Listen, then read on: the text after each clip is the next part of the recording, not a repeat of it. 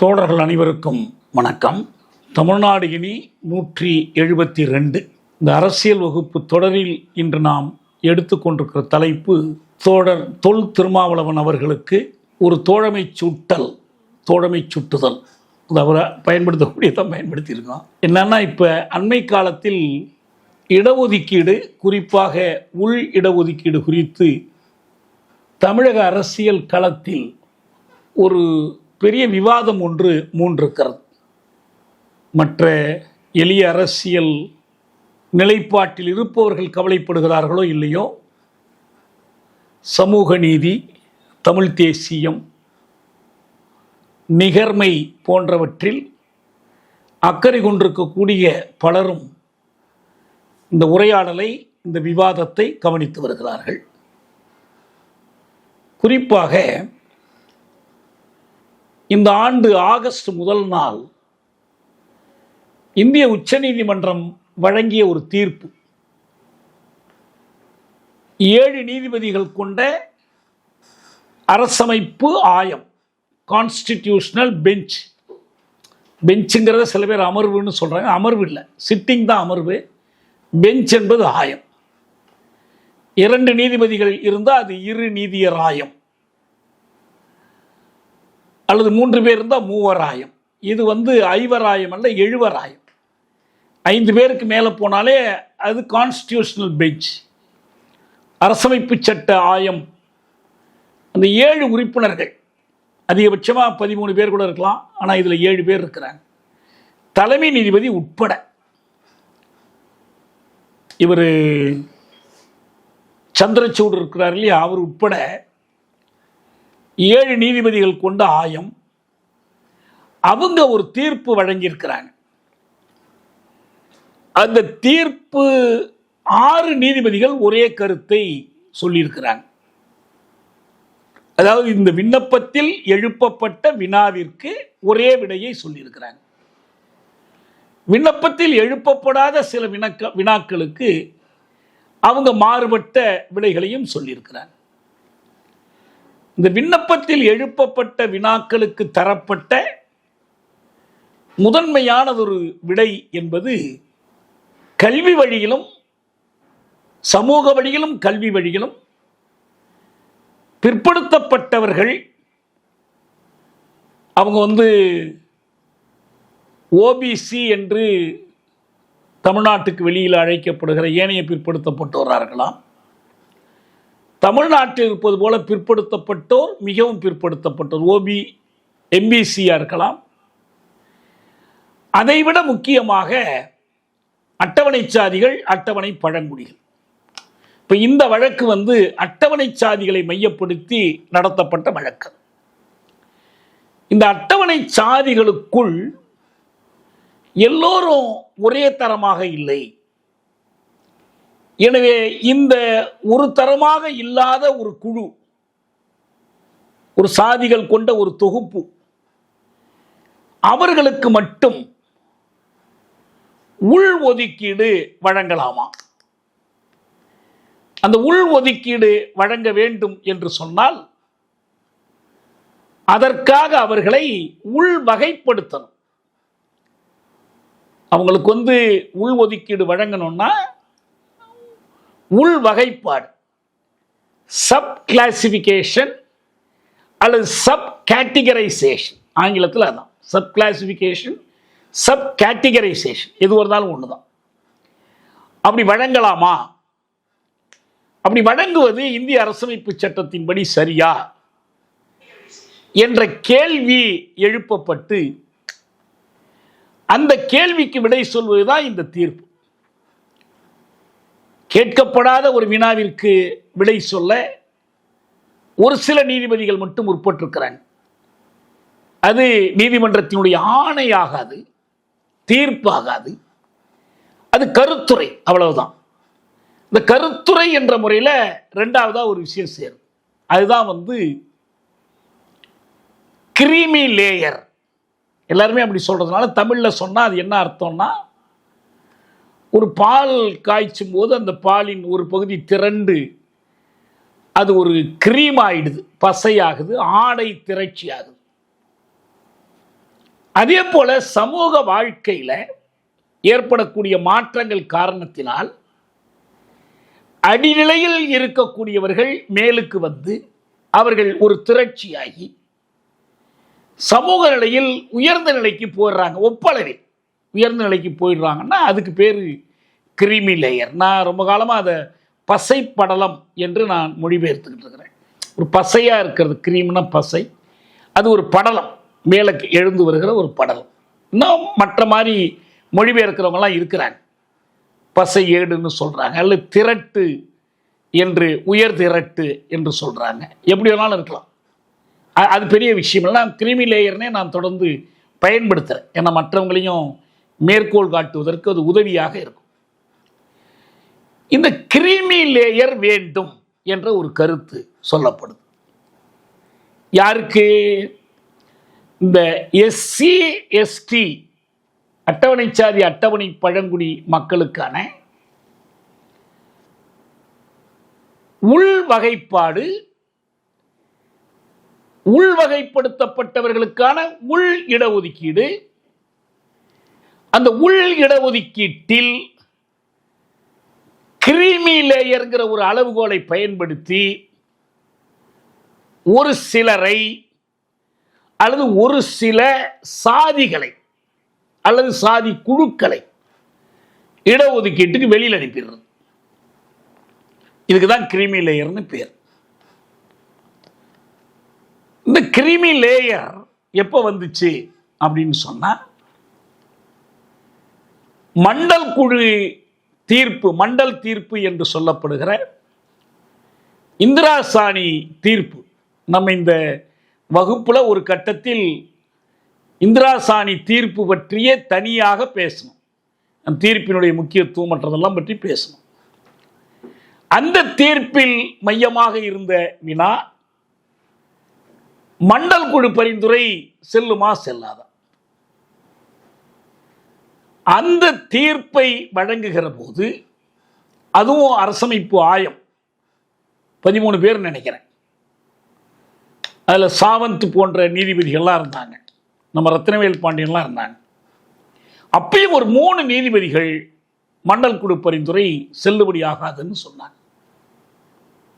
அவங்க இந்த வழக்கமாக பார்ப்பனர்கள், பார்ப்பனிய கருத்தியலாளர்கள் வைக்கக்கூடிய அதே கருத்து தான். எல்லாமே தகுதி திறமை அடிப்படையில் பார்க்கணும், இடஒதுக்கீட்டினால தகுதி திறமை கெட்டு போயிடும், இப்பயும் இந்த இடஒதுக்கீடெல்லாம் தேவையில்லை, அப்படி கொடுக்கறதா இருந்தால் யார் ஏழைபாழன்னு பார்த்து கொடுக்கலாம் அப்படிங்கிற மாதிரி ஒரு கருத்து. ஒரு 3 பேர் அப்படி விலகி போனாங்க. ஆனால் பெரும்பாலான நீதிபதிகள் மண்டல் குழு பரிந்துரை செல்லுபடியாகும் என்று தீர்ப்பு கொடுத்தாங்க. அடுத்தது என்னன்னா, இந்த மண்டல் குழு பரிந்துரைக்கு பிறகு விஸ்வநாத் பிரதாப் சிங்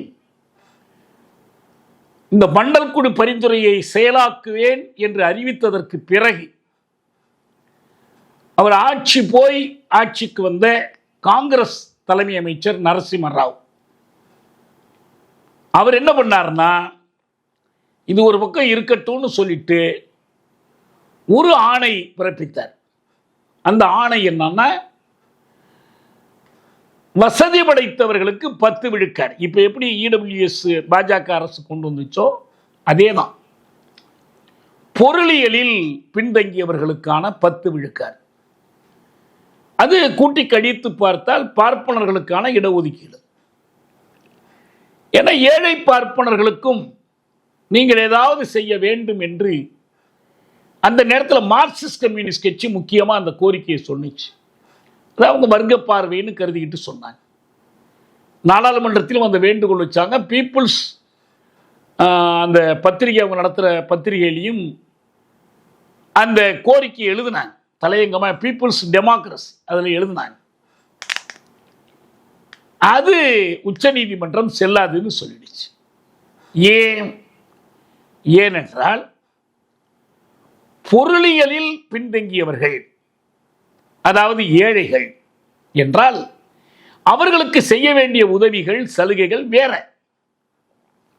ஆனால் இடஒதுக்கீடு என்பது தெளிவா அரசமைப்பு சட்டத்தில் socially and educationally backward classes என்று சொல்லியாச்சு. இதை அவர்களுக்கு பொருத்த முடியாது. எனவே அது செல்லாது என்று தீர்ப்பு கொடுத்துட்டாங்க. மண்டல் குழு செல்லும், ஆனா பொருளாதார அடிப்படையிலான 10 விழுக்காடு இடஒதுக்கீடு செல்லாது. அடுத்த ஒரு கேள்வி வருது. இந்த சமூக வழியிலும் கல்வி வழியிலும் பிற்படுத்தப்பட்டவர்களுக்கு கொடுக்கிற இந்த இடஒதுக்கீட்டை எல்லாருக்குமே செய்யணுமா, அவசியமா? ஒரு குடும்பத்தில் ஒருத்தர் முதல்ல IAS தேர்வு எழுதி கலெக்டர் ஆகிறார். அவர் இந்த இடஒதுக்கீட்டினுடைய பயனை பெறுகிறார். அவர் பிள்ளைக்கு எது கொடுக்கணும் என்ற கேள்வி எழுப்புறாங்க. ஒருத்தர் முதல்ல அந்த குடும்பத்தில் பட்டதாரியாகி மருத்துவர் ஆகிறார். அவர் பொண்ணை எதுக்கு இந்த சலுகை அடிப்படையில், இந்த இடஒதுக்கீடு அடிப்படையில் கொடுக்கணும்? இதுதான் கிரீமி லேயர். இது வெறும் சொத்து, பணம், வருமானம் மட்டுமில்லை, அவங்களுடைய உத்தியோகம், சமூக தகுநிலை, அவங்க வகிக்கக்கூடிய பதவி, இது எல்லாத்தையும் கணக்கில் எடுத்து இவ்வளவு வருமானம் இருந்துச்சுன்னா, அப்ப வருமானம்னு அவங்க சொன்னது ஆண்டுக்கு 8 லட்சம் ரூபாய். பின்னால இப்ப EWSல வச்சாங்க பாருங்க, ஆண்டுக்கு 8 லட்சம் ரூபாய் ஏழைகளை கண்டறிவதற்கு. அந்த 8 லட்சம் தான். இந்த 8 லட்சத்துக்கு மேலே இருந்தால் அவங்களுக்கு இடஒதுக்கீடு கொடுக்க தேவையில்லை. அது எங்க போயிடும்? அப்புறம் அந்த அந்த அந்த இடங்கள் பொது பிரிவுக்கு போயிடும், ஜெனரல் கேட்டகரிக்கு போயிடும். இது இவங்களுக்கு கிடைக்காதது. இது இப்ப நம்ம இந்த தோழர்கள் சொல்றாங்க, குறிப்பா தோழர் ரவிக்குமார் எழுதுகிறார், இந்திரா சாணி தீர்ப்பின் மூலம் உச்ச நீதிமன்றம் ஏற்படுத்திய கிரிமி லேயர்ங்கிறார். அது தவறு. உண்மையில் இந்த கிரிமி லேயரை அறிவித்ததும் நரசிம்மராவ் தான். நரசிம்மராவ் கொண்டு வந்த கிரிமி லேயரை செல்லும் என்று சொன்னதுதான் உச்ச நீதிமன்றம். கொண்டு வந்தது காங்கிரஸ் அரசு, நரசிம்மராவினுடைய அரசு. மண்டல் குழுவை செயலாக்குகிற முடிவு விஸ்வநாத் பிரதாப் சிங்கோட முடிவு. பொருளியலில் பிற்பட்டவர்களுக்கு 10 விழுக்காடு என்ற முடிவு நரசிம்மராவ் அரசாங்கத்தினுடைய முடிவு. அதே போல் சமூக வழியிலும் கல்வி வழியிலும் பிற்பட்டவர்களுக்கான இடஒதுக்கீட்டை கிரிமி லேயருக்கு கொடுக்க வேண்டாம்ங்கிற முடிவு எடுத்ததும் நரசிம்மராவ். உச்ச நீதிமன்றத்தில் மண்டல் குழுவை ஆதரித்த நீதிபதிகள் பொருளியல் இடஒதுக்கீடு என்பதை நிராகரித்த அதே நீதிபதிகள் கிரிமி லேயரை ஏற்றுக்கொண்டார்கள். ஏற்றுக்கொள்ளாமல் இருந்தவர் ஒரே ஒருவர் தமிழ்நாட்டைச் சேர்ந்த நீதிபதி ரத்தினவேல் பாண்டியன் மட்டும்தான். எல்லாரும் ஒத்துக்கிட்டாங்க. அவர் தான் சொன்னார், இங்கே கிரிமி லேயரில் என்ன தப்பு. இப்போ நம்ம முதல்ல அதில் தெளிவாக இருக்கலாம். கிரிமி லேயரை பற்றி பேசுறதுக்கு கிரிமி லேயர் என்ன பண்ணுது? பொருளியல் தகுநிலை, சமூக தகுநிலை, இவற்றின் அடிப்படையில் இடஒதுக்கீட்டின் பயன் பெற்றவர்களில் ஒரு பிரிவினரை இடஒதுக்கீட்டிலிருந்து நீக்கிவிடுகிறார். ஏன்? இந்த இடஒதுக்கீடு என்பது அதற்கு அடிப்படை காரணமாகிய பிற்பட்ட நிலை என்பது வரலாற்று வழியில் வருவது.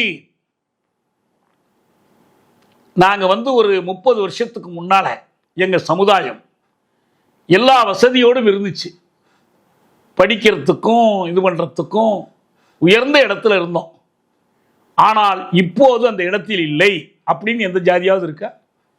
30 வருஷத்துல சரிஞ்சிட்டோம், 50 வருஷத்துல சரிஞ்சிட்டோம், 100 வருஷத்துல அப்படிலாம் இல்லை. பிற்பட்ட நிலை என்பது 1000 ஆண்டுக்கான பிற்பட்ட நிலை. ஒரே ஒரு தலைமுறை இடஒதுக்கீடு பெற்றவுடனே அந்த பிற்பட்ட நிலை முன்னேறிய நிலையாக எப்படி மாறும்?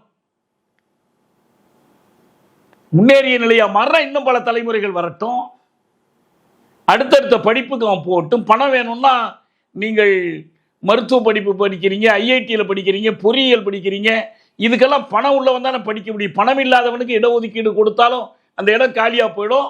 இந்த காலியான உள்ள இடத்த நீங்கள் என்ன பண்ணுவீங்க, எடுத்து முன்னேறிய சாதிகளுக்கு பொது பிரிவில் கொடுத்துருவீங்க. அப்போ என்ன தேவைப்படுது?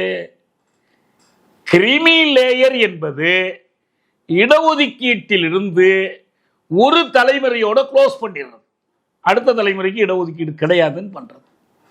அது கூடாது. நான் அடிக்கடி சொல்றது உண்டு, பண்ணையார் மூப்பனார் வீட்டு பிள்ளையாக இருந்தாலும் பாம்பு பிடிக்கும் மூப்பனாருடைய பிள்ளையாக இருந்தாலும் ஐஐடியில் இடம் கிடைக்க மாட்டேங்குது. அதுக்கான படிப்பு, அதுக்கான பின்னணி, அதுக்கான தகுதி கிடைக்கல. ஆனா இது பண்ணையார் வீட்டு பிள்ளைக்கு கிடைக்கும் போது அவர் கட்டணம் செலுத்துற அளவுக்கு இருப்பார், நகரத்தில் தங்கி படிக்கிற அளவுக்கு இருப்பார், நுழைவுத் தேர்வுக்கு கோச்சிங் சென்டர் போற அளவுக்கு இருப்பார். ஆனா பாம்பு பிடிக்கிற பிள்ளைக்கு அது இருக்காது. அப்ப அவருக்கு என்ன தேவைப்படுதுன்னா இந்த இடஒதுக்கீடு தேவைப்படுது, ரெண்டு பேருக்குமே தேவைப்படுது. எனவே கிரிமி லேயர் கூடாது, இதுதான் நம்ம நிலைப்பாடு. இந்த கிரிமி லேயரை வைத்து இப்போதும் கூட பலரை இடஒதுக்கீடு கிடைத்தும் அதை அனுபவிக்க விடாமல் தடுத்து கொண்டிருக்கிறார்கள். இடஒதுக்கீட்டில் அவர் தோழர் திருமா சொல்ற மாதிரி இது ஒரு உள்குத்து, ஒரு சபட்டேஜ். இடஒதுக்கீட்டை கொடுப்பது போல் கொடுத்து பறித்து கொள்ளுகிற ஒரு முயற்சி. இது இதுவரைக்கும் இருந்தது ஏனைய பிற்படுத்தப்பட்டோருக்கு அல்லது பிசி எம்பிசிக்காக இருந்துச்சு. யாருமே எஸ்சி எஸ்டிக்கு இதை பொறுத்தவே இல்லை. ஏன்? எஃப்சி, பிசி, எம்பிசி அல்லது ஓபிசி இவர்கள் எல்லோரிடமிருந்தும் எஸ்சி எப்படி வேறுபடுது? எப்படி வேறுபடுதுன்னா அவங்க யாருக்கும் தீண்டாமை கிடையாது, இவங்களுக்கு தீண்டாமை உண்டு. இதான் பொதுத்தன்மை. அட்டவணை சாதிகள் என்று சொல்லப்படுகிறவர்கள் அவர்களைப் போலவே பிற்படுத்தப்பட்டவர்களும் ஒடுக்குண்டவர்களாக இருந்தாலும், உரிமை மறுக்கப்பட்டவர்களாக இருந்தாலும், வாய்ப்பு மறுக்கப்பட்டவர்களாக இருந்தாலும் தீண்டாமை என்பது இந்த அட்டவணை சாதி மக்களுக்கு மட்டுமே உரியது. அந்த அடிப்படையில் தான் அவர்கள் அட்டவணையில் சேர்க்கப்பட்டிருக்காங்க. இதை விடவும் பின்னால ரொம்ப மோசமா ஒதுக்கப்பட்டு நிற்கிறவங்க அட்டவணை பழங்குடிகள். அவங்க என்ன இன்னொரு காரணம், இவங்களோட ஒப்பிட்டு அவங்க ரொம்பவும் சிறு எண்ணிக்கை, ரொம்ப சிறுபான்மை. ஊருக்கு 1-2 குடும்பம், 3-4 குடும்பம் அப்படி இருக்கும். அவங்க தொடர்ந்து ஒதுக்கி வைக்கப்படுறாங்க, இழிவா நடத்தப்படுறாங்க, இழிவான தொழில்களுக்கு பயன்படுத்தப்படுறாங்க. அதனால எஸ்சி எஸ்டிக்கு இந்த கிரிமி லேயர் என்ற கருத்தை இதுவரை பொருத்தியதில்லை. சரி, வேலையில சேர்ந்தாச்சு, பதவி உயர்வில் இடஒதுக்கீடு வேணுமா? நான் சிறையில் இருக்கிற காலத்தில் நம்ம தோழ் சந்துரு கொடுத்து ஒரு தீர்ப்பு, கிருஷ்ணய்யர் சின்னப்பரெட்டி தீர்ப்பை நான் மொழிபெயர்த்து கொடுத்தேன். தாழ்த்தப்பட்ட சாதிகளுக்கும் பழங்குடிகளுக்குமான இடஒதுக்கீடுன்னு தலைப்பு அந்த தீர்ப்பு. ஒரு விரிவான ஒரு தீர்ப்பு. அதில் முக்கியமாக இந்த விஷயம் விவாதிக்கிறாங்க. பதவி உயர்விலும் இடஒதுக்கீடா?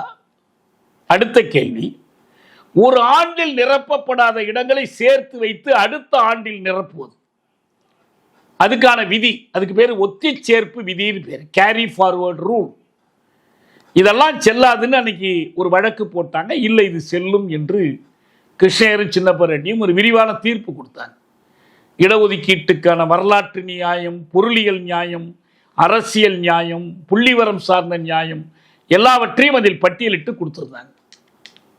இப்போ அது போலத்தான் இந்த இவங்களுக்கு. ஆனால் 2018 நீதிமன்றத்தில் ஒரு வழக்கில் என்ன பண்ணாங்கன்னா, எல்லாம் சரிப்பா, இந்த பதவி உயர்வு கொடுக்கும் போதாவது கிரிமி லேயரை நீக்கலாமே என்றாங்க. ஆனால் அது சட்டமாக முழுமையான ஒரு நடைமுறைக்கு வரல. இந்த தீர்ப்பிலும் கிரிமி லேயர் வேண்டுமா வேண்டாமா என்ற கேள்வி எழுப்பப்படவில்லை. ஆனால் நீதிபதிகள் தாமாகவே அதை பற்றி கருத்து சொல்றாங்க.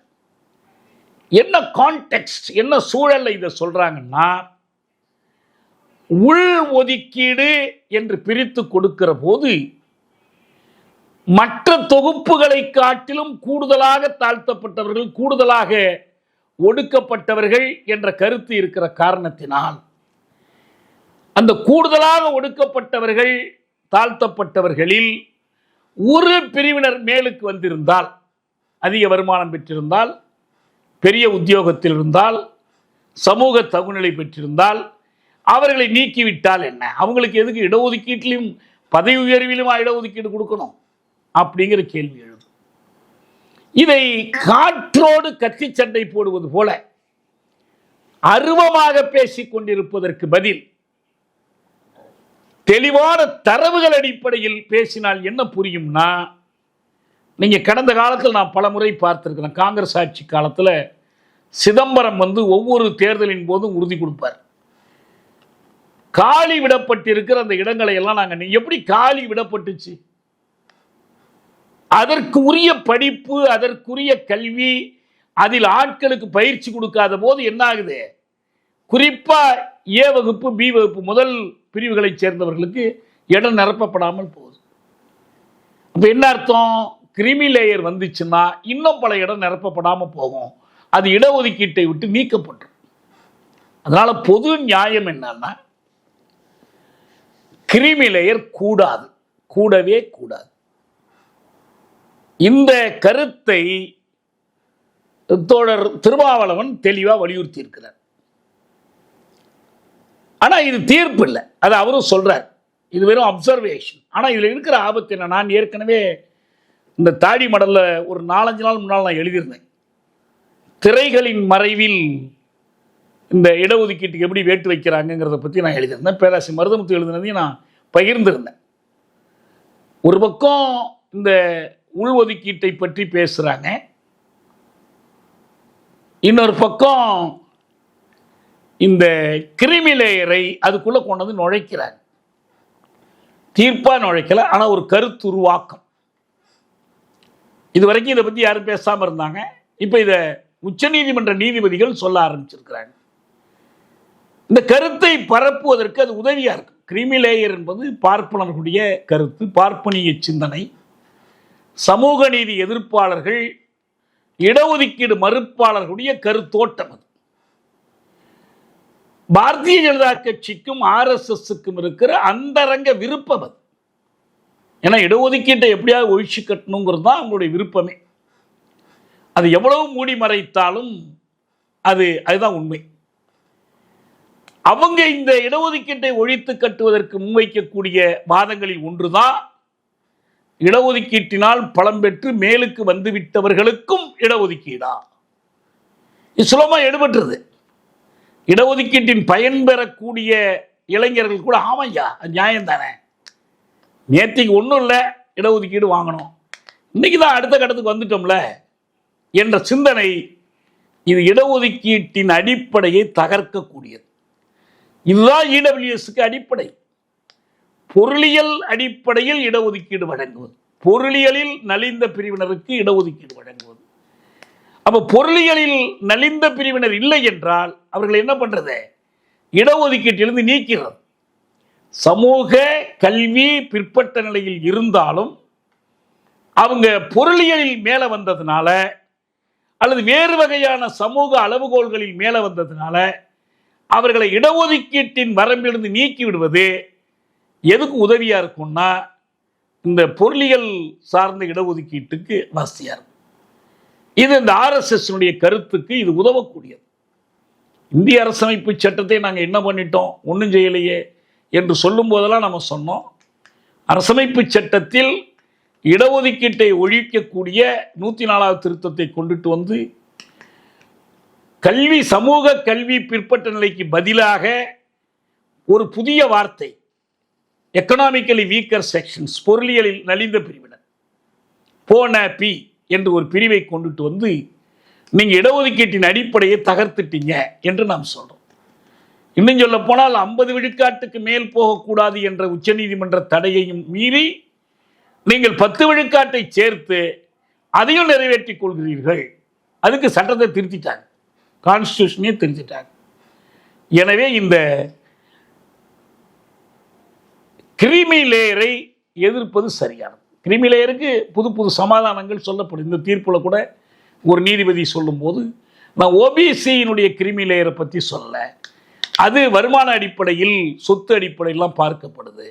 நம்ம இங்க சமூக தகுநிலை எந்த அடிப்படையில் பார்த்தாலும் சரி, இடஒதுக்கீடு நீடித்து நிலைக்க வேண்டும்.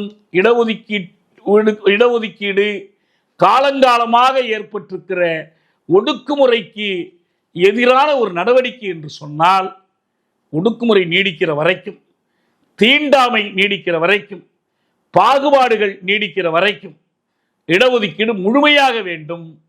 கிரீமி லேயரை நீக்காமல் வேண்டும். கிரீமி லேயர்னு ஒரு கருத்தே இல்லை.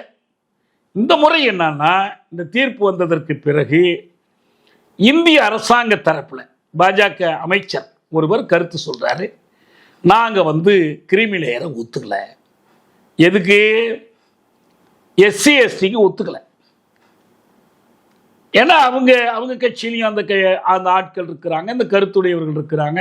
அல்லது இவ்வளவு சீக்கிரம் இதை கொண்டு அம்பலமாக வேண்டாம்னு நினைப்பாங்க, காத்திருக்கலாம், வெயிட் அண்ட் சீல இருப்பாங்க. ஏன்னா இது உடனே ஒன்றும் நடைமுறைக்கு வரப்போறதில்லை. நடைமுறைக்கு வரதா இருந்தால் வேற செய்யும், வெறும் கருத்து கூறல் தான், இதில் ஒன்றும் தீர்ப்பெல்லாம் இல்லை. அதனால அவங்க அப்படி சொல்லியிருக்கிறாங்க. எனவே இந்த எதிர்ப்பில் நமக்கு இவங்க விடுதலை சிறுத்தைகள் கட்சி சொல்லக்கூடிய கருத்தோடு ஒன்றும் முரண்பாடு கிடையாது. ஆனால் அதோட சேர்த்து இன்னொரு கருத்து சொல்றாங்க. அதுதான் என்னன்னா, இந்த உள் ஒதுக்கீடு வழங்குகிற அதிகாரம். உள் ஒதுக்கீடு வழங்குகிற அதிகாரம்னு சொன்னா முதல்ல ஒரு விஷயத்தை ஞாபகம் வச்சுக்கணும். தமிழ்நாட்டில் ஏற்கனவே உள் ஒதுக்கீடு வழங்கப்பட்டது 2009ஆம் ஆண்டு. யாருக்கு? அருந்ததியர்களுக்கு உள் ஒதுக்கீடு வழங்கப்பட்டது. தமிழ்நாட்டினுடைய அட்டவணை சாதிகளை 3 தொகுப்புகளாக பிரித்தால், 1 ஆதி திராவிடர் அல்லது பறையர், 2 பல்லர் அல்லது தேவேந்திரகுல வேளாளர், 3 அருந்ததியர். அருந்ததியருக்குள்ள 7 சாதிகள் இருக்கிறாங்க. செக்கிலியர்லேருந்து துப்புரவு தொழிலாளர் வரைக்கும் பல விதமாக இருக்கிறாங்க. இந்த புள்ளி விவரங்கள்லாம் கூட நம்மகிட்ட இருக்கு. இப்போ இந்த மக்களுக்கு இப்போ ஆதி திராவிடர்ங்கிறது 2 விதமாக பயன்படுத்தப்படுது. ஒன்று தாழ்த்தப்பட்ட மக்கள் அனைவருக்குமான பொது பெயராக பயன்படுத்தப்படுது, அதில் எஸ்சிக்கள் எல்லோருக்குமான பொது பெயர். இன்னொன்று அது பறையர்களை மட்டும் குறிப்பதற்கான பெயர். பறையர்களுக்குள்ளேயும் பல பிரிவுகள் இருக்கிறாங்க. இதில் ஒரு 7, தேவேந்திரகுல வேளாளர் 7, அவங்கள எத்தனை பேர்னு தெரியல, ஆனால் இருக்காங்க.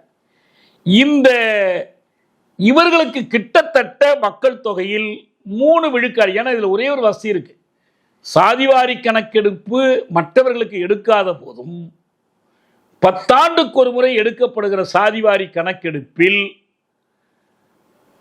எஸ்சி எஸ்டி கணக்கு எடுக்கப்படுது. ஒவ்வொரு முறையும் எடுக்கிறாங்க. 1871 தொடங்கி 1931, பிறகு உலகப்போர் காலத்தில் இல்லை, பிறகு இந்திய விடுமைக்கு பிறகு வந்திருக்கிற கடைசியாக 2011 2021 மட்டும் எடுக்கலை. அது கொரோனானால 2011 வரைக்கும் ஒவ்வொரு சென்சஸ்லையும் எஸ்சி எஸ்டிக்களுடைய கணக்கு எடுக்கப்படுது. அதை வெளியிடுறாங்களா இல்லையாங்கிறது அடுத்த செய்தி, ஆனால் எல்லாமே இருக்கு. அப்படி வெளியிடாமல் இருக்கிற அந்த கணக்கெல்லாம் எடுத்து பார்க்கும்போது எந்த சந்தேகமும் இல்லாமல் 2011 கணக்கை வைத்து எவ்வளவு பேர் இருக்கிறாங்க, அதுல கிட்டத்தட்ட 3 விழுக்காடு அருந்ததியர்கள் இருக்கிறாங்க. 7 விழுக்காடு வரைக்கும் இவங்க தேவேந்திர வேளாளர் அல்லது பல்லர் இருக்கிறாங்க. 12 விழுக்காடு கிட்டத்தட்ட இவங்க ஆதி திராவிடர் அல்லது பறையர் இருக்கிறாங்க. இப்ப என்ன புரிஞ்சுக்கணும்னா, இந்த கணக்கில் அவங்களுக்குள்ள சில மறுப்புகள் இருக்கு. நாங்க இதை விட அதிகம் இருக்கிறோம் என்று அருந்ததியர்கள் சொல்றதற்கு, இல்லை நாங்க அதிகம், அதுக்கு ஒவ்வொரு காரணங்கள் அவங்க சொல்றாங்க. அருந்ததியர்கள் ஏன் சொல்றாங்கன்னா, அருந்ததியருக்கான உள்ஒதுக்கீடு வருவதற்கு முன்பு அவர்களுக்கு இந்த பொதுவான எஸ்சி ஒதுக்கீட்டிலிருந்து ஒரு பங்கு கொடுத்துக்கிட்டு இருந்த போது அவங்களுக்கு தேவையானது ஒரு சாதி சான்றிதழ், அவ்வளவுதான். இந்த சாதி சான்றிதழ் இவங்க எடுக்க போகும்போது தாசில்தார்கிட்ட போய் இந்துன்னு வேற போடுவான், இந்து செக்கிலியன் என்று எடுக்க போவான்.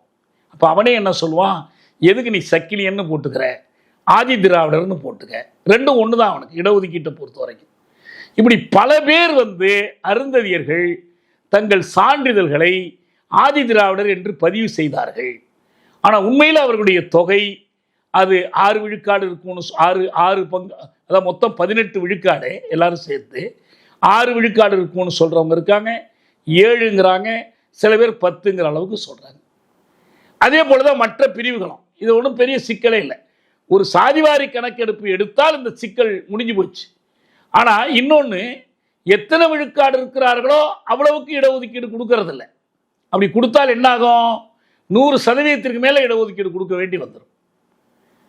இது ஒரு தகவல் எல்லோரும் தவறாக என்ன சொல்கிறாங்கன்னா, நம்ம ஒரு திருமாவளவன் ஒரு பேச்சில் கூட சொல்கிறார், ப்ரொபோர்ஷனேட் ரெப்ரசன்டேஷன் சொல்கிறார்.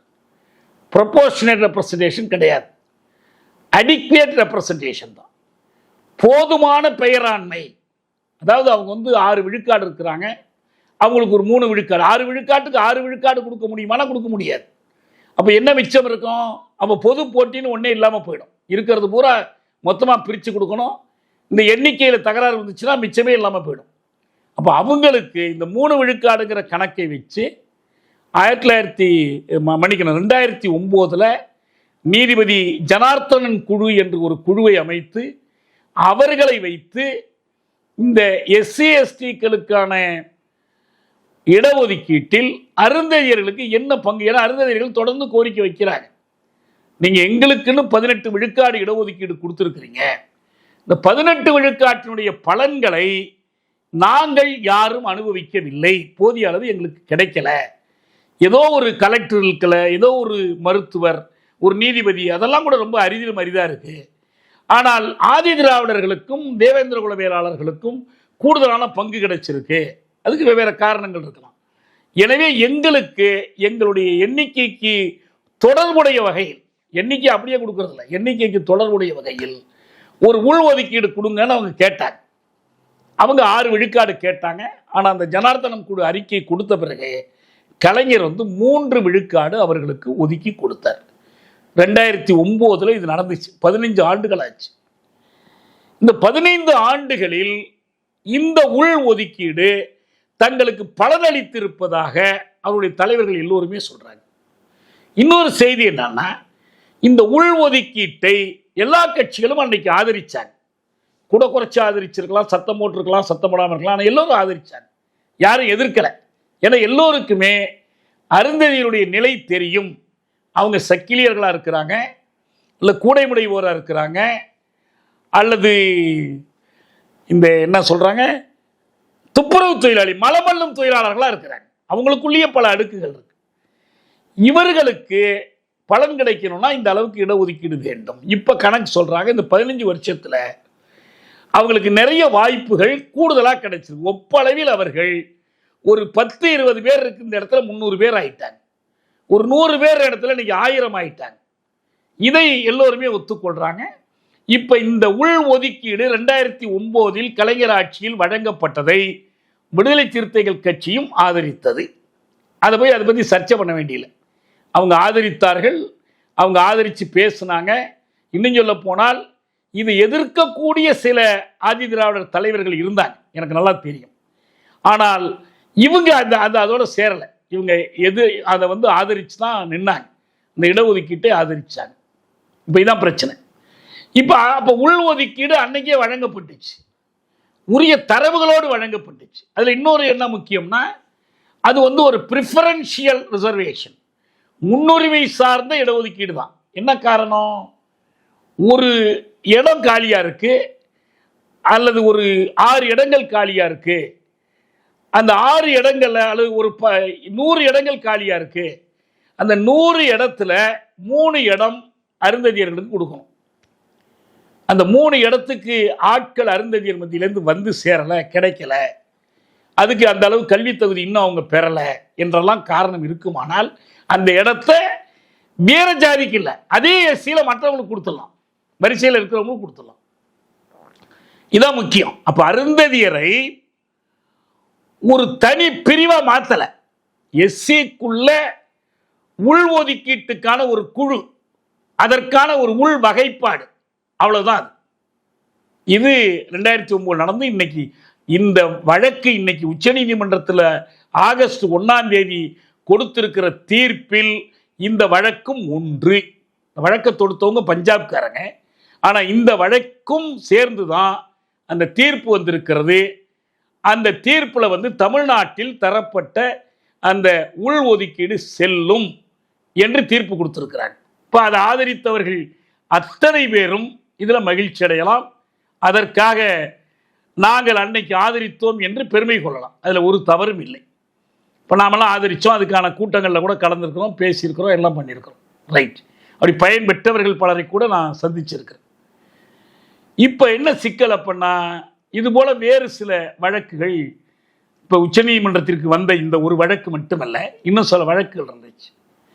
அந்த வழக்குகள் என்னன்னா, தொடக்க காலத்தில் இந்த உள்ஒதுக்கீடு என்பது வரல.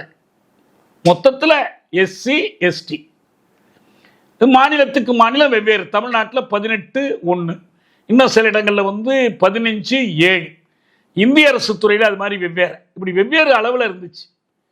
இதை தவிர ஓபிசி அப்புறம் எஃப்சி, அவ்வளோதான். இதோட முடிஞ்சு போச்சு உங்களுக்கு.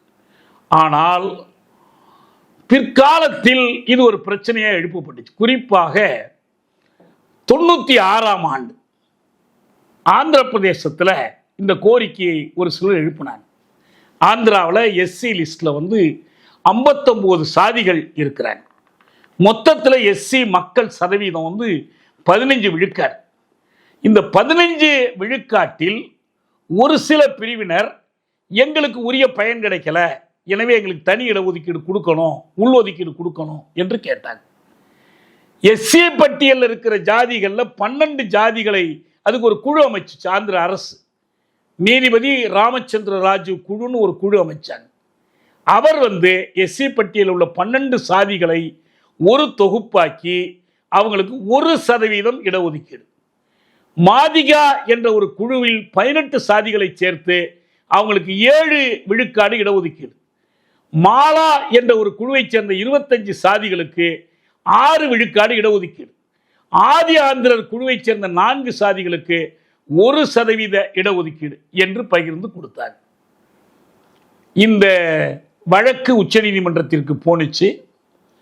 அவங்க உச்சநீதிமன்றத்தில் சந்தோஷ் ஹெக்டே தலைமையிலான 5 நீதிபதிகள் கொண்ட அரசமைப்பு ஆயம் 131 நாடாளுமன்றம் மட்டுமே இந்த பட்டியலெல்லாம் மாற்றம் செய்ய முடியும், மாநில அரசுக்கு அதிகாரம் இல்லை என்று தீர்ப்பளித்தாங்க.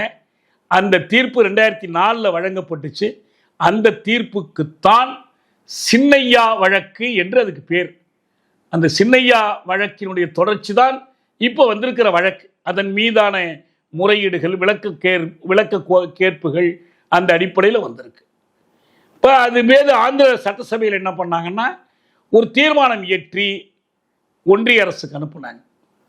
அரசமைப்பு சட்ட உறுப்பு 341 திருத்தம் செய்து எங்களுடைய இடஒதுக்கீட்டை பாதுகாக்கணும் என்று அவங்க கேட்டாங்க. அதில் கருத்து கேட்டாங்க. அட்வொகேட் ஜெனரல் உட்பட எல்லாரும் கருத்து சொன்னாங்க. அரசமைப்பு சட்ட திருத்தம் கொண்டு வரலான்னாங்க. நீதிபதி உஷா மெஹ்ரா ஆணையம் அந்த அரசமைப்பு சட்டத்தின் 341 புதிதாக ஒரு பிரிவை சேர்க்கலாம் என்று சொன்னாங்க. மாநில அரசு, யூனியன் பிரதேசங்கள் சட்டமன்ற தீர்மானம் அடிப்படையில் ஒன்றிய அரசு உள்ஒதுக்கீட்டுக்கான தீர்மானத்தை நாடாளுமன்றத்தில் கொண்டு வரலான்னாங்க. 341 2 செக்ஷன்களை சேர்ப்பதற்கு இது ஒரு நீண்ட போராட்டம். இதில் சில மாநிலங்கள் திருத்தம் பண்ணணும்னு, சில மாநிலங்கள் திருப்பம் பண்ணக்கூடாது என்று சொன்னாங்க. அதனால 341 திருத்தம் செய்கிற முயற்சியை கைவிட்டுட்டாங்க. திருத்தம் செய்யப்படலை, அப்படியே இருந்துச்சு. இப்போ நாடாளுமன்றத்தில் செய்யப்படாத திருத்தத்தை இப்போது உச்சநீதிமன்றம் வழியாக பாஜக அரசு செய்து கொண்டது என்று தோழர் தொல் திருமாவும் ரவிக்குமாரும் குற்றம் சாட்டுறாங்க.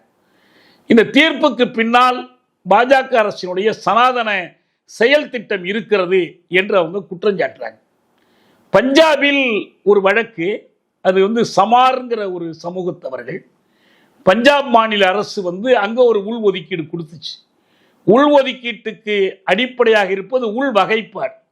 அந்த உள் வகைப்பாட்டில் பஞ்சாபில் எஸ்சி பட்டியலில் 39 சாதிகள், 2011 மக்கள் தொகை கணக்கெடுப்பில் பஞ்சாபில் தான் இந்தியாவிலேயே மிக அதிகமான விழுக்காட்டில் எஸ்சி மக்கள் இருக்கிறாங்க. 31.9 விழுக்காடு.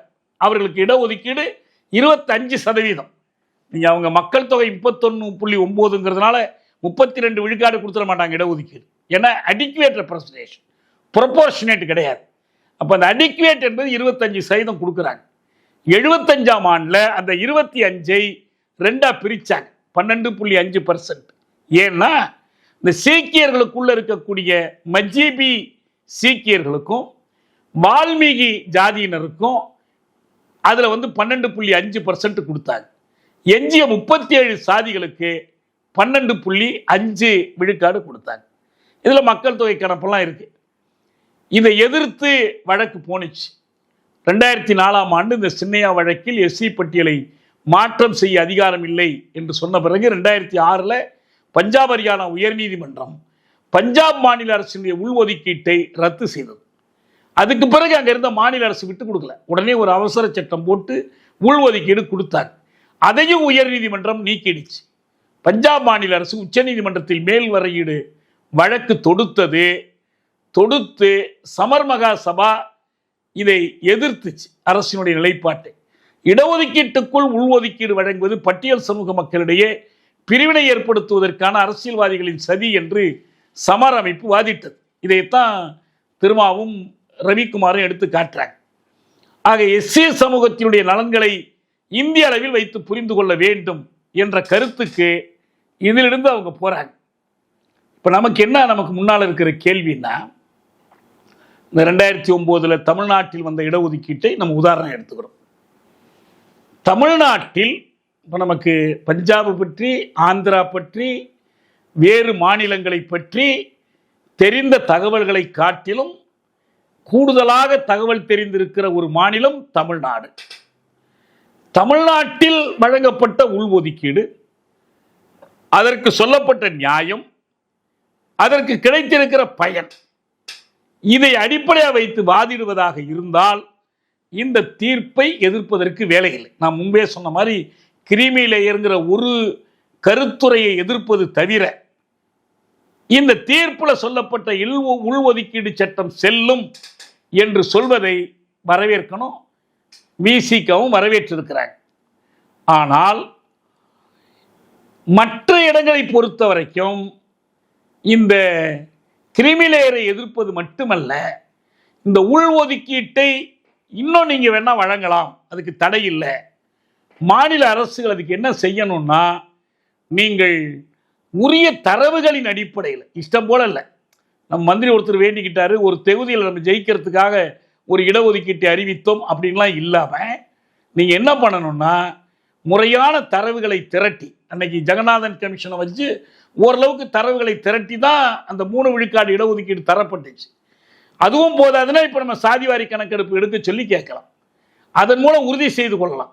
ஒருவேளை இந்த கணக்கு தப்பாக இருந்தால் கைவிட சொல்லி கேட்கலாம்.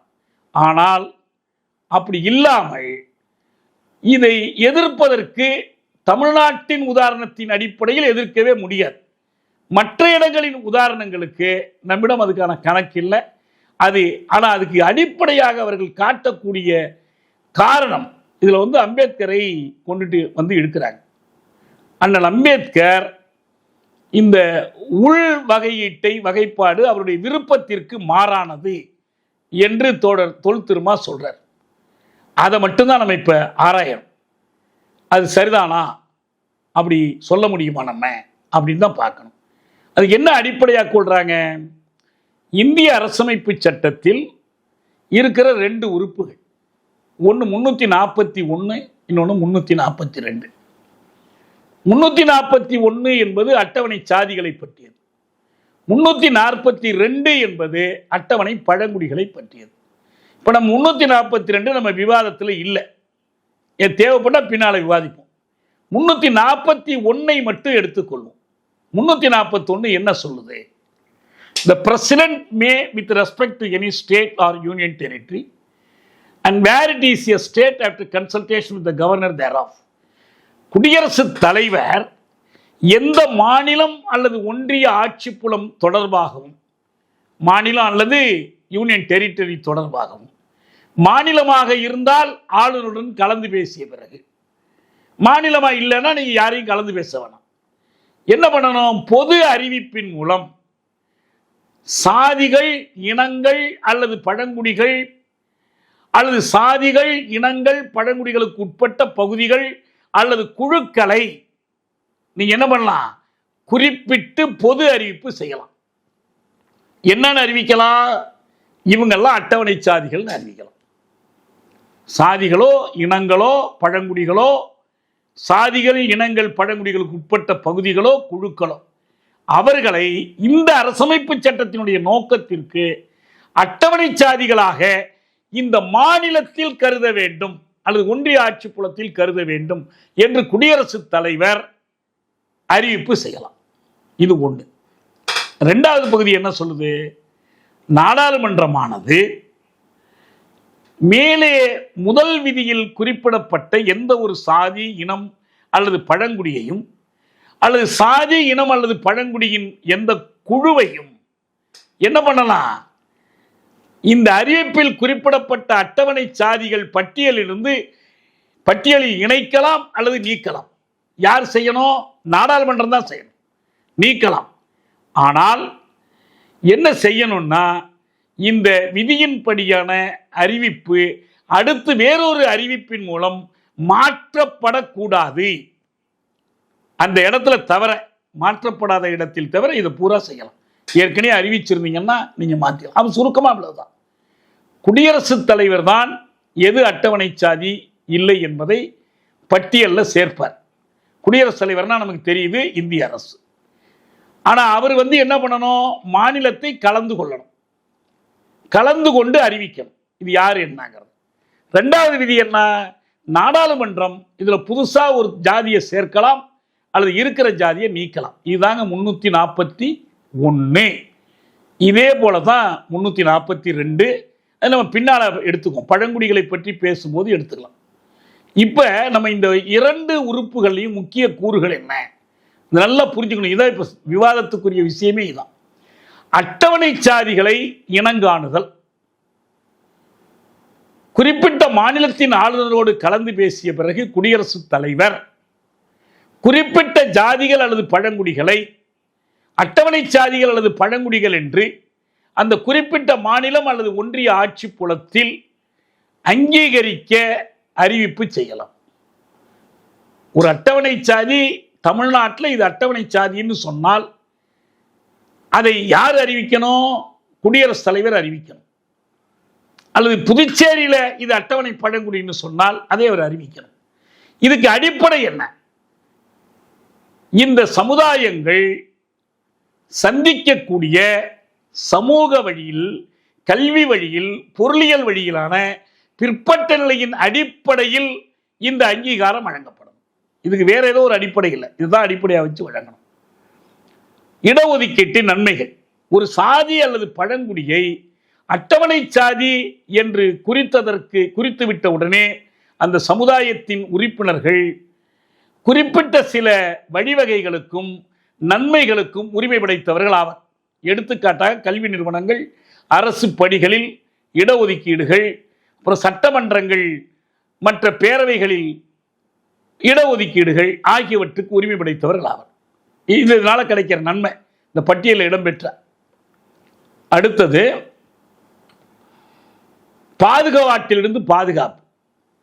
இந்த உறுப்பு 341 342 என்ன செய்யுதுன்னு சொன்னா, சமூக பாகுபாட்டிலிருந்து அட்டவணை சாதிகளுக்கும் பழங்குடிகளுக்கும் பாதுகாப்பு வழங்குகிறது. அவர்களுக்கு எதிராக எந்த வகையிலும் தீண்டாமை கடைபிடிக்கப்படுவதை தடை செய்கிறது. அடுத்த பாயிண்ட் என்னன்னா, எஸ்சி எஸ்டி பட்டியலை திருத்தி அமைத்தல். அட்டவணை சாதிகள், அட்டவணை பழங்குடிகள் பட்டியலை மாற்றவோ திருத்தவோ குடியரசுத் தலைவருக்கு அதிகாரம் உண்டு. அவர் எப்படி செய்யலாம்?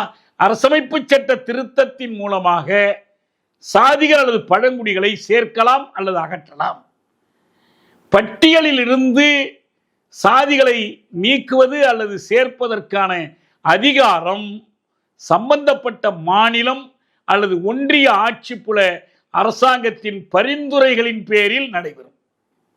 திருத்தறது மாத்துறது, நீக்கிறது, உட்படுத்துறது எல்லாமே குடியரசுத் தலைவர். ஆனால் யார் பரிந்துரை வழங்கணும்? மாநில அரசு. இது இப்போ இந்த தீர்ப்புக்கு பிறகு உருவான நிலை அல்ல, இதுதான் சட்டத்தில் இருக்கு. இது பல வழக்குகளில் வழக்கு சட்டமாக வந்துடுச்சு. அப்படி வந்திருக்கிற அடிப்படையில் தான் இது நடக்குது. மாநில அரசுகள் என்ன செய்யலாம்? அப்படி அடையாளம் காண்பதற்காக கணக்கெடுப்புகள், ஆராய்ச்சி, வல்லுநர் கலந்தாய்வுகள், உள்ளூர் சமுதாயங்களோடு உரையாடுதல் ஆகிய வழிகளில் சமூக வழியிலும் சமூக பாகுபாட்டுக்கும் தீண்டாமைக்கும் நினைவு கட்டா காலந்தொட்டு ஆளாக்கப்பட்டிருக்கிற சமுதாயங்களை நிர்ணயிக்கலாம். யார்? மாநில அரசுகள் நிர்ணயிக்கலாம். ஆனால் அறிவிக்கிறது யார் அறிவிக்கணும்? குடியரசுத் தலைவர் தான் அறிவிக்கணும். திருத்தம் பண்ணா நாடாளுமன்றம் தான் திருத்தம் பண்ணணும். இப்ப இந்த மாநில அரசு எப்படி இந்த நடைமுறை ஆரம்பிக்கிறாங்க? முதல்ல மாநில அரசு என்ன செய்யுதுன்னா, அது இன்னென்ன சமுதாயங்களை அட்டவணை சாதி, அட்டவணை பழங்குடி இனத்தில் சேர்க்க வேண்டும் என்று பரிந்துரை செய்கிறது. இதான் முதல் நடவடிக்கை. அடுத்தது என்ன? மாநில அரசாங்கம் வல்லுநர்களோடும் சமுதாய தலைவர்களோடும் மற்ற பெயராளர்களோடும் இந்த இனங்களை வரலாற்று வழியில் சமூக பாகுபாட்டை அனுபவிக்கிற சமுதாயங்களை அடையாளம் காண்பதற்கான ஆராய்ச்சி, ஆய்வுகள், கலந்தாய்வுகளை நடத்துகிறது. மூணாவது, மாநில அரசாங்கம் உரிய ஆவணங்கள் வழியாக இதற்கான முன்மொழிவை அணியப்படுத்தி உரிய சான்றுகளோடு இந்த அட்டவணை சாதி, அட்டவணை பழங்குடி பட்டியலில் சேர்ப்பதற்காக அனுப்பி வைக்கிறது. அவ்வளவுதான். முன்மொழியை மட்டும்தான் மாநில அரசால் முடியும். யாரையும் அது அட்டவணை சாதியில் சேர்க்கவோ அட்டவணை பழங்குடியில் இணைக்கவோ முடியாது.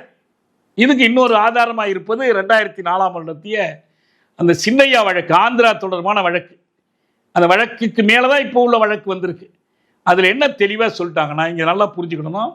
இப்ப நான் இவ்வளவு தூரம் சொல்றதுக்கு என்ன காரணம்னா,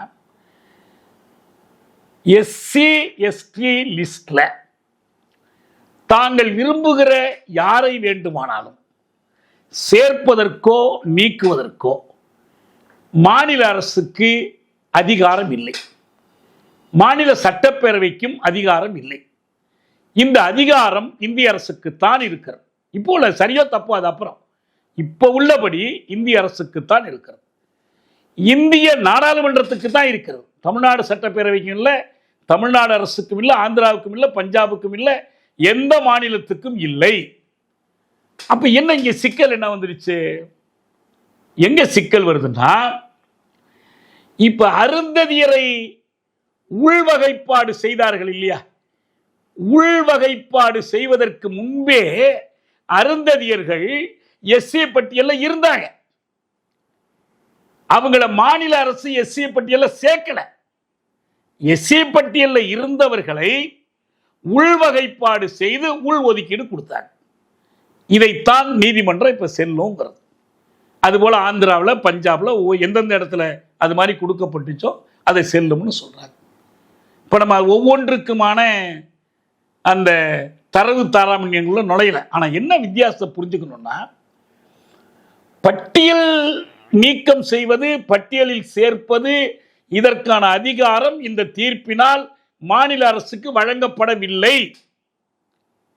இருக்கிற பட்டியல்ல இருந்து உள்வகைப்பாடு செய்கிறதுக்கு மாநிலத்திற்கு அதிகாரம் உண்டு. செய்யுங்கன்னு யாரும் சொல்லல.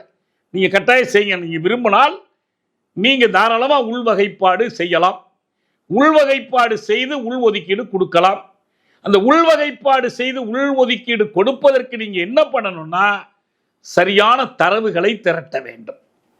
அந்த தரவுகள் அடிப்படையில் இல்லாமல் நீங்க கொடுக்க முடியாது. இப்ப ராமதாஸ் வலியுறுத்துறாருங்கிறதுக்காக வன்னியர்களுக்கு நான் 10.5 கொடுக்கிறேன் என்று திடீர்னு ஒரு நாள் எடப்பாடி அறிவிச்சார். ஏன் நீதிமன்றத்தில் போய் அடிபட்டுச்சு? பல காரணம். ஒரு சாதிக்குன்னு அப்படி கொடுக்க முடியாது, அது ஒரு குழுவா இருக்கணும், அதெல்லாம் இருக்கு. எல்லாத்தோட முக்கியமா என்னன்னா, அவர்களுக்கு அப்படி உள்ஒதுக்கீடு கொடுப்பதற்கான தரவுகள் இல்லை. இங்கதான் மீண்டும் புரிஞ்சுக்கணும். 10.5 விழுக்காடு நாங்க மக்கள் தொகையில 13 விழுக்காடுன்னு ராமதாஸ் சொல்றாரு. சரி, 13 விழுக்காட்டுக்கு 13 விழுக்காடே கொடுக்கலாமா? கொடுக்க முடியாது. ஏன்னா ப்ரொபோர்ஷனேட் ரெப்ரசன்டேஷன் கிடையாது, விகிதாச்சார பெயராண்மை அல்ல. போதிய பங்கு தான். இந்த போதிய என்பது 10 இருக்கலாம், 8 இருக்கலாம், 7 இருக்கலாம். ஏன் மிச்ச பேர் இருக்கிறான் அதுல. ஒரு பெரிய குழு எம்பிசின்னு ஒரு பெரிய குழு. இந்த எம்பிசிங்கிற குழுவில் ஒரு 100 ஜாதிகள் இருக்கிறாங்க. வன்னியர்கள் இருக்கிறாங்க, அப்புறம் பிறன்மலைக்கல்லர்கள் இருக்கிறாங்க, டிஎன்சி என்று சொல்லப்படுகிற டீநோட்டிஃபைட் கம்யூனிட்டிஸ் இருக்கிறாங்க, வண்ணார்கள் இருக்கிறாங்க, நாவிதர்கள் இருக்கிறாங்க, நிறைய பிரிவுகள் இருக்கிறாங்க. இன்னும் சொல்ல போனால் எஸ்சியா இருக்க வேண்டிய கிறிஸ்தவர்களும் அங்கதான் இருக்கிறாங்க, பிசியில் தான் இருக்கிறாங்க. இப்ப இவ்வளவு பேர்ல நீங்க ஒரு இப்ப மொத்த எஸ்சியில அருந்ததியரை பிரிச்ச மாதிரி மொத்த எம்பிசியில வன்னியரை பிரிக்கணும்னு சொன்னா அருந்ததியர்கள் மற்ற பிரிவினோடு ஒப்பிடும் போது மிகவும் பின்தங்கி இருக்கிறார்கள். கொஞ்சமா பின்தங்கிறது இல்லை, மிகவும் பின்தங்கி இருக்கிறார்கள். அவங்க நெருங்கவே முடியல. இத்தனை ஆண்டு கால இடஒதுக்கீட்டின் பயனை அவர்கள் பெறவில்லை என்பதற்கு நீங்கள் தரவுகள் சேகரிக்கிற மாதிரி வன்னியர்கள் என்ற ஒரு குழுவிற்கு அவர்களுக்கு இந்த பிறன்மலைக்கல்லரோடோ மற்றவர்களோடோ நாவிதர்களோடோ மருத்துவர்களோடோ வண்ணார்களோட ஒப்பிட்டால் ரொம்ப கொஞ்சம் தான் இருக்குன்னு சொல்லி தரவுகளை திரட்டி கொடுக்கணும். நீங்க ஒரு கமிஷன் அறிக்கை, ஒரு நீதிபதி பரிந்துரை, இதெல்லாம் பத்தாது. அந்த மாதிரி தரவுகளை திரட்டி கொடுக்கல என்று சொன்னால் உங்களுக்கு முடியாது. இப்ப அண்மையில ஒரு செய்தி வந்துச்சு, அவங்க 10.5க்கு மேலேயே பல இடங்கள்ல அந்த இடத்தை பிடிச்சு வச்சிருக்காங்க, பங்கு பெறாங்கன்னு வந்துச்சு. அது அவங்க கேட்கறது வெறும் பிரிஃபரன்ஷியல் இல்லை, முன்னுரிமை அடிப்படையில் இல்லை, மொத்தமா அவங்களுக்குன்னா அவங்களுக்கு தான் அந்த மாதிரி கேட்கிறாங்க. அதை இதோட ஒப்பிட முடியாது. இப்ப இப்படி செய்வதற்கான அதிகாரம் வன்னியர்கள் வலியுறுத்துறாங்க. இப்ப எடப்பாடி பண்ணார், நீதிமன்றம் செல்லாது இருந்துச்சு. நாளைக்கு ஸ்டாலின் போய் முக்குளத்தோர் போய் எங்களுக்கு அப்படி ஒரு 10% கொடுத்துட்டு போங்க அப்படின்னு சொன்னா அவர் கொடுத்துட முடியுமானா கொடுக்க முடியாது. அது மாநில அரசோட உரிமை இல்லை.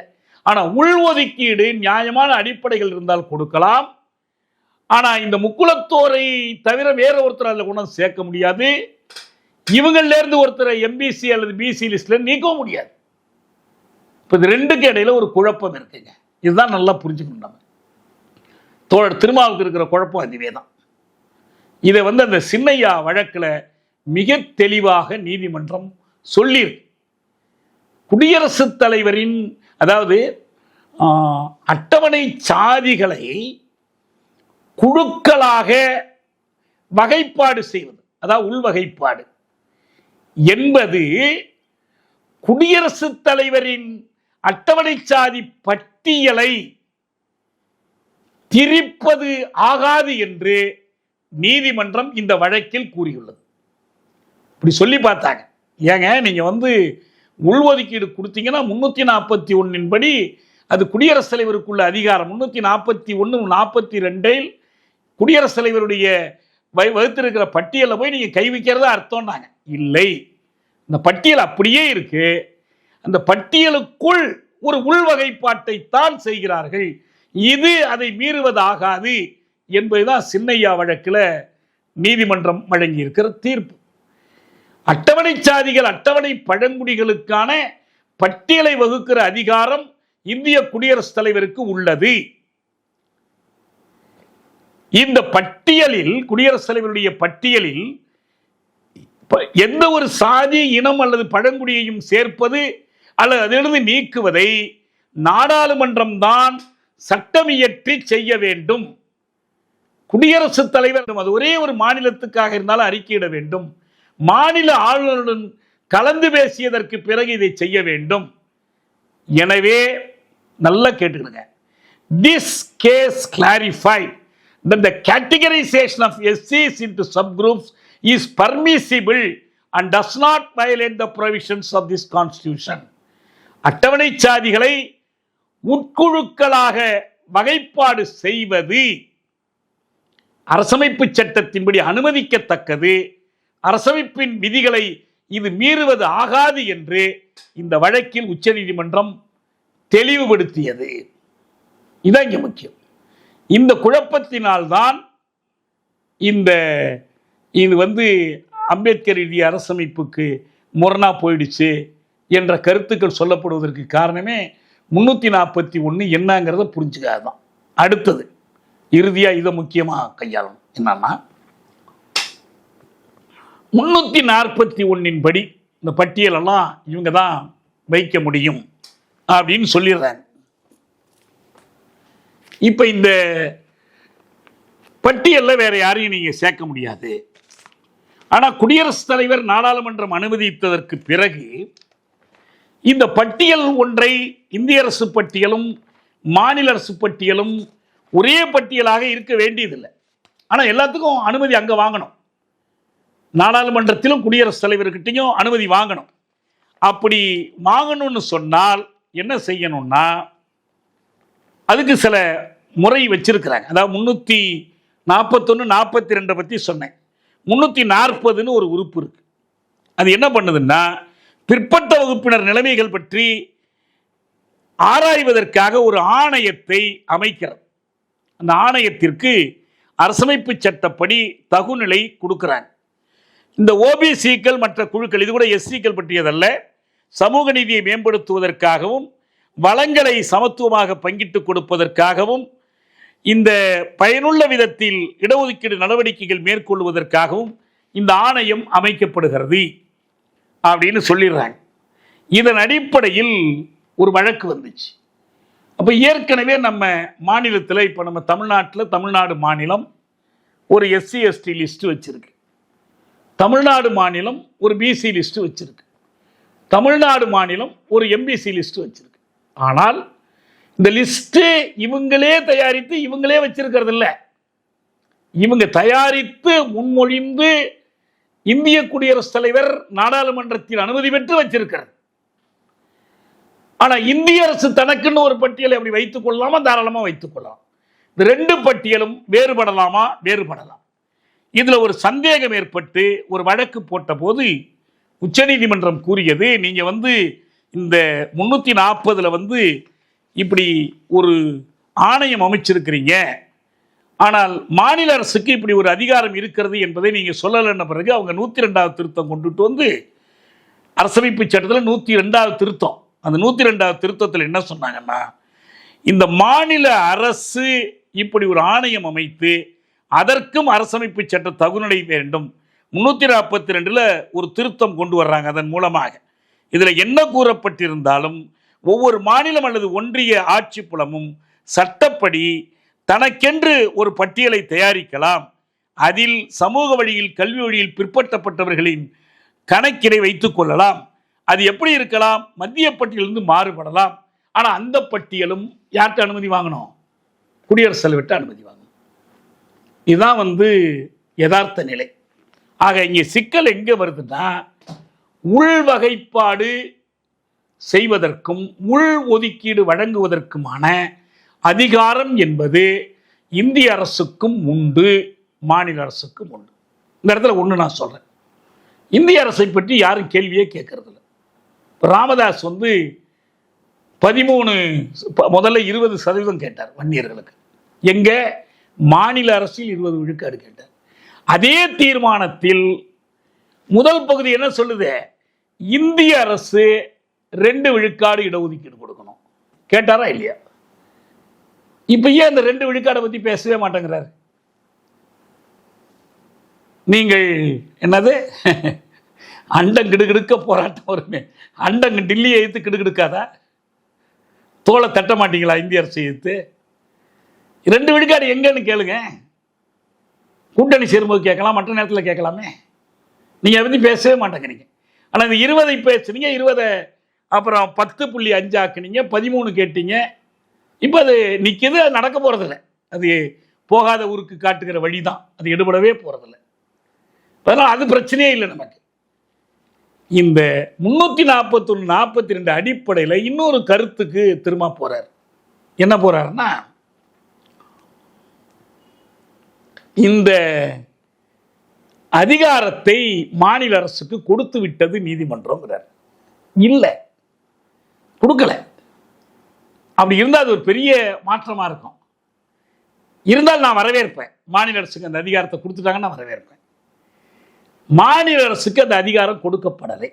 மாநில அரசுக்கு இருக்கிற அதிகாரம் நான் கேட்கிறேன், இந்த தீர்ப்பு தான் அந்த அதிகாரத்தை கொடுத்துருக்குன்னா 2009 கலைஞர் எந்த அதிகாரத்தை பயன்படுத்தி உள்ஒதுக்கீடு வழங்கினார்? நீங்க ஆதரிச்ச உள்ஒதுக்கீடு எந்த சட்டப்படி வழங்கினார்? அம்பேத்கர் இந்த அதிகாரத்தை மாநில அரசுகளுக்கு கொடுக்க விரும்பவில்லை என்பதற்கு அவர் சில காரணம்லாம் சொன்னார், ஒத்துக்குவோம். ஆனா அம்பேத்கர் இருக்கிற காலம் வரைக்கும் உள் வகைப்பாடு உள் ஒதுக்கீடு என்ற பேச்சை எனக்கு தெரிந்தவரை எழவில்லை. அவர் இந்த பிரச்சனையை சந்திக்கவே இல்லை. அவரு இந்திய அரசை நம்புவோம், ஏன்னா அகில இந்திய அளவில் அட்டவணை சாதிகள் வலுவா இருக்கணும். ஆனா அவரு என்ன பண்றாரு, இந்திய அரசு இந்த பட்டியலை தயாரிப்பதற்கு கூட மாநிலமாக இருந்தால் அந்த மாநில ஆளுநரை மாநில அரசை கலந்து கொள்ள வேண்டும் என்று தான் சொல்றாரு. அதை கலந்து கொண்டுதான் செய்யணும். நீக்கினாலும் மாநில அரசை கலந்து கொண்டுதான் செய்யணும். நீங்க சொல்ற மாதிரி மாநில அரசுகள் ஜாதி ஆதிக்க சக்திகளின் கைக்கு சுலபமா போயிடும், எனவே இஷ்டப்படி இதை வச்சு விளையாடிடுவாங்கன்னா இப்ப இருக்கிற அதிகாரத்தையே செய்யலாமே. பட்டியலை நீக்க சொல்லி ஒன்றை பரிந்துரை பண்ணலாம், இன்னொன்னு சேர்க்க சொல்லி பரிந்துரை பண்ணலாம். உண்மை என்னன்னா தமிழ்நாட்டோட அனுபவம் இன்னைக்கு நேத்து இல்ல, ஜஸ்டிஸ் கட்சி அரசாங்கம் நடத்தப்பட்ட காலத்திலிருந்து சொன்ன, ஏன்னா இடஒதுக்கீடு அப்பயே வந்துடுச்சு. நடத்தப்பட்ட காலத்திலிருந்து இன்று வரையிலும் மாநில அதிகாரம்தான் சமூக நீதிக்கு துணை செய்திருக்கிறது. போதிய அளவு துணை செய்யல என்பதில் நமக்கு மாற்று கருத்து இல்லை. மண்டல் குழு ஏன் வெறும் 27 விழுக்காடு தான் அமுல்படுத்தினுச்சு? 27 விழுக்காட்டுக்கு போனா அவன் ஒத்துக்க மாட்டான், உச்ச நீதிமன்றம் இந்திய அரசு அனுமதிக்காது. அதுக்கு அந்த 27க்கே எதிர்ப்பு வந்துச்சு, கொளுத்திக்கிட்டு செத்தான். தமிழ்நாட்டில் 50 விழுக்காடு கொடுத்தா கூட கேட்க மாட்டாங்களே, எல்லாருமே ஒத்துக்குவாங்களே. தமிழ்நாடு அரசு தமிழ்நாட்டு மக்களுடைய கூட்டு உணர்வின் அடையாளமா, தனிப்பட்ட சில அரசியல்வாதிகளின் சாதி உணர்வின் அடையாளமா? அப்படி இருந்திருக்குமானால் தமிழ்நாட்டில் எஸ்சி எஸ்டி வன்கொடுமை தடுப்பு சட்டமே வந்திருக்காது. ஆணாதிக்கம் தான் தமிழ்நாட்டு அரசியல் கோலோச்சும் என்றால் குடும்ப வன்முறை எதிர்ப்பு சட்டமே வந்திருக்காது. எத்தனையோ பட்டியலிட்டே போகலாமே. மிச்ச மாநிலங்களோடு ஒப்பிடும் போது இதை யாரும் மறுக்க மாட்டாங்க. தமிழ்நாடும் கேரளமும் முன்னுக்கு நிற்கிறாங்க, சமூக நீதி அளவுகோல்கள் முன்னுக்கு நிற்கிறாங்க. கல்வி, உணவு, மருத்துவம் எல்லாத்திலையுமே. இது இந்திய அரசின் சாதனையா மாநில அரசின் சாதனையா? இதெல்லாம் மாநில அரசு தானே செஞ்சாங்க. நீங்க திடீர்னு இதை மட்டும் இந்திய அரசு கிட்ட கொடுத்துட்டா பத்திரமா இருக்கும். இந்திய அரசு கிட்ட கொடுத்தீங்கன்னா இடபிள்யூஎஸ் வரும். இந்திய அரசோட சாதனை என்ன இந்த துறையில? பார்ப்பனர்களுக்கு இடஒதுக்கீடு கொடுத்ததுதான் அவங்க செஞ்ச சாதனை. நேர்மாறா இருக்கு நீங்க சொல்றது. தமிழ் தேசியம் சமூக நீதி சார்ந்தது, சமூக நீதி தமிழ் தேசியம் சார்ந்தது. தமிழ் தேசியமும் சமூக நீதியும் நம் இரு கண்கள், கண்கள் இரண்டானாலும் பார்வை ஒன்று. இதான் எங்க இயக்கம் வலியுறுத்துது. நீங்க என்ன சொல்றீங்கன்னா, நாங்களும் தமிழ் தேசியம் தான், நாங்களும் தன்னாட்சி தான் கேட்கிறோம், ஆனா இடஒதுக்கீடு வழங்கும் இந்த உள்ஒதுக்கீட்டுக்கான உள்வகைப்பாடு அதிகாரம் அங்க மட்டும்தான் இருக்கணும். எப்படியுமே நியாயம் இல்லையே, பெரிய முரண்பாடா இருக்கே. தயவு செஞ்சு பரிசீலிக்கணும், யோசிக்கணும். இறுதியா இன்னொன்னையும் சொல்லணும். என்ன சொல்லணும்னா, 341 342 அரசமைப்பு சட்டம் வரையப்பட்ட காலத்தில் வரையப்பட்டது. திருத்தம் வரல. திருத்தம் வரணும்னு கோரிக்கையெல்லாம் வந்துச்சு, ஆனா திருத்தம் செய்யப்படலை. பல மாநில அரசுகள் ஏற்றுக்கல. உங்களை கேட்டா நீங்க என்ன மாற்றம் என்ன திருத்தம் சொல்லுவீங்கன்னு சொல்லுங்க. உங்களை கேட்டால் 341 42 மாநில அரசை கலந்து கொண்டு இருக்கிறத எடுக்க சொல்லிடுவீங்க. ஏன் அவனை போய் கலந்துக்கணும்? நாங்க எங்களை கேட்டா சொல்லுவோம், இந்திய அரசுக்கு இருக்கிற அந்த அதிகாரத்தை மாநில அரசுக்கே கொடுக்க வேண்டும். தமிழ்நாட்டில் யாரு எஸ்சி, யாரு எஸ்டி, யாரு எம்பிசி, யாரு ஓபிசி என்பதை சரியா இனங்காணுகிற, அடையாளம் காணுகிற அந்த தகுதி ஒப்பளவில் மாநில அரசுக்கு தான் உண்டு, இந்திய அரசு கிடையாது. அது எந்த கட்சி தலைமை தாங்கனாலும் சரி. ஜெயலலிதா அவர்கள் 69 விழுக்காடு இடஒதுக்கீடு கொண்டு வந்ததற்காக வீரமணி அவர்கள் சமூக நீதி காத்த வீராங்கனை விழா நடத்தினார்ல, அந்த விழாவில் போய் வீரமணியால் அழைக்கப்பட்டு பாராட்டி பேசியவர்களில் தமிழ்நாடு பாஜக தலைவர் இல கணேசன் ஒருவர். மறந்துடாதீங்க. மண்டல் குழுவுக்கு எதிராக நாடெங்கும் போராட்டங்கள் நடந்தபோது மண்டல் குழுவை எதிர்த்து யாரும் போராடாமல் மண்டல் குழுவை ஆதரித்து எல்லோரும் விழா எடுத்த ஒரே ஒரு தேசம் தமிழ் தேசம். மறந்துடாதீங்க. இப்ப தமிழ்நாடு இடஒதுக்கீட்டுக்கு பாதுகாப்பானதா, அனைத்து இந்தியா இடஒதுக்கீட்டுக்கு பாதுகாப்பானதா? தனிப்பட்ட யாரு எந்த ஜாதிக்காரர் முதலமைச்சர் ஆகிறாரு, எந்த ஜாதியை சேர்ந்த ஒரு பிரதமர் ஆகிறார், இந்த கணக்கை வச்சு நம்ம பேசல. அப்படி நீங்க கணக்கு வச்சு பேசுறதா இருந்தா இந்தியாவிலேயே பிரதமர் பதவிக்கு ஒரு தலித்தை முன்னிறுத்திய ஒரே ஒரு கட்சி பிஜேபி தான். ஏன் 77 ஆட்சி கலைப்பு நெருக்கடிக்கு பிறகு வந்து ஜனதா போன பிறகு 80ஆம் வருட தேர்தலில் சரண் சிங்கை முன்னிறுத்தினார்கள், இந்திரா காந்தியை முன்னிறுத்தினார்கள். அதே நேரத்தில் ஜனசங்கமும் அதனோடு சேர்ந்தவர்களும், சந்திரசேகர் உட்பட ஜனசங்கம் தான் வலுவான சக்தி, ஜெகஜீவன் ராமை பிரதமர் பதவிக்கு முன்னிறுத்தினார்கள். ஜெகஜீவன் ராம் வந்தா என்ன செய்ய போறார், செய்ய போறதுலாம் அப்புறம். அதனால இந்த கணக்குகள் தப்பு. நாங்க தெளிவா சொல்றோம், இந்த தமிழ் தேசியத்துக்கான போராட்டத்தில் ஒரு கோரிக்கை இடஒதுக்கீடு தர வேண்டிய அளவு, இடஒதுக்கீடு விகிதம், இடஒதுக்கீட்டுக்கு தகுதியானவர்களை தீர்மானிப்பது, அட்டவணை சாதி அட்டவணை பழங்குடி பட்டியலிடுவது, பிற்பட்டோர் யார் என்பதை தீர்மானிப்பது, எல்லா அதிகாரமும் தமிழக அரசுக்குத்தான் இருக்க வேண்டும். அதாவது தமிழக மக்களுக்குத்தான் இறக்க வேண்டும். தமிழக மக்களுடைய இறைமை பற்றிய கேள்வி இது. தமிழக மக்களின் இறைமையை விட்டு கொடுத்து விட்டு நாங்களும் தமிழ் தேசியத்தின் பக்கம்தான் நிற்கிறோம் என்பதற்கு எனக்கு அர்த்தம் விளங்கவில்லை. நீங்க விளங்க வச்சுங்கன்னா விளங்கிக் கொள்ள தயாரா இருக்கிறோம். நாம் இந்த தலைப்பின்கள் இன்னும் பார்க்க வேண்டிய பல செய்திகள் உண்டு. நம்ம அடுத்தடுத்த வகுப்புகளில் பார்ப்போம். இன்னைக்கு நான் இத்தோடு நிறைவு செய்கிறேன்.